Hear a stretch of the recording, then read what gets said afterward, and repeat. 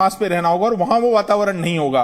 तो ये next level of study होगी जो हमें सोलर कोरोना से यानी उसके एटमॉस्फेयर में रहने से मिलेगी। हम समझ लें कि पूरे सौर मंडल में सोलर कोरोना फैला हुआ है, उसका सन का एटमॉस्फेयर, उसकी सोलर विंड्स फैली हुई हैं। सो ये बड़ा इंपॉर्टेंट हमारे लिए स्टडी करने वाला है, जिसके लिए हमने उसमें एक कोरोनोग्राफ लगाया है। जो सबसे ऊपर येलो कलर का हम इंस्ट्रूमेंट देख रहे हैं, जिसको इंडियन इंस्टीट्यूट ऑफ एस्ट्रोफिजिक्स ने इसरो के साथ मिलकर के तैयार किया है। दूसरी इंपॉर्टेंट बात, सूरज एक ऐसा तारा है जो हमसे सबसे पास है और अभी हम स्टार्स के बारे में जानते नहीं हैं। तो हमने जो उस पर टेलीस्कोप लगाया है वो हमें इतनी डिटेल स्टडी देने वाला है कि सूरज की जो फोटोस्फीयर है, जो उसका सरफेस है, उसकी बहुत डीप अंडरस्टैंडिंग हमें आने वाली समझ में आने वाली है। और ये डीप अंडरस्टैंडिंग हमें जितना समझ में आएगी, हम उतना यूनिवर्स के बारे में समझ पाएंगे। तो जहां तक पृथ्वी पर रहने वाले लोगों का सवाल है, सबसे इंपॉर्टेंट स्पेस वेदर, हम उसी में रहते हैं। हम माने या ना माने, सूरज अगर चाहे तो 8 मिनट बाद हमारा जीवन सडनली खत्म होना शुरू हो सकता है। बिल्कुल बिल्कुल सही कह रहे हैं। हमारे लिए बहुत जरूरी है सूर्य को स्टडी करना और यही आदित्य L1 का पर्पस है।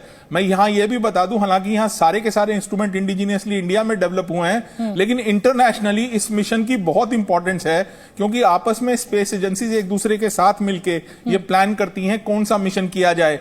उस मिशन से जो नए ज्ञान प्राप्त होंगे उसको पूरे विश्व के लोग आपस में शेयर करते हैं। बिल्कुल ठीक है। और इसी तरीके से पूरी दुनिया का विज्ञान जो है वो आगे बढ़ेगा। जाहिर सी बात है कि पूरी जो ह्यूमन रेस है उसके लिए ये इस तरीके के मिशन, इस तरीके के एक्सपेरिमेंट्स बहुत आगे ले जाते हैं। और जो विकसित देश है वो तो पहले ही इसमें काफी आगे बढ़ चुके हैं। भारत ने अब, जिसे कहा जाए, उस एलीट क्लब का भारत अब हिस्सा बना है। लेकिन अब मैं प्रोफेसर विशाल अरोड़ा जी का भी रुख करूंगी, और मैं इसलिए अरोड़ा जी का रुख कर रही हूं क्योंकि वो बहुत संयम के साथ, वो ज्योतिष है जाने माने, बहुत संयम के साथ प्रोफेसर साहब बैठे हुए हैं और इस विज्ञान को समझ रहे हैं, इसको सुन रहे हैं। मेरा प्रोफेसर साहब आपसे सवाल यह है कि अब हम चंद्रमा, सूरज, इसकी गति की, इसकी स्थिति की बात कर रहे हैं। अगर मैं भारत के परिप्रेक्ष्य में इन स्थितियों की बात करूं तो ये आपको क्या लगता है, आगे का आकलन कैसा रहेगा भारत के लिए विज्ञान की दृष्टि से?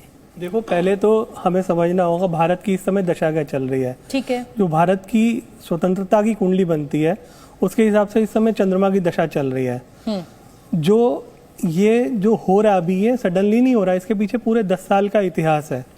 तो ये हो रहा है। अभी आगे आने वाले इस समय में भारत की मंगल की दशा आने वाली है, जो 12th लॉर्ड है और 7th लॉर्ड है। भारत में दूसरे देशों की इन्वेस्टमेंट बहुत ज़्यादा होगी।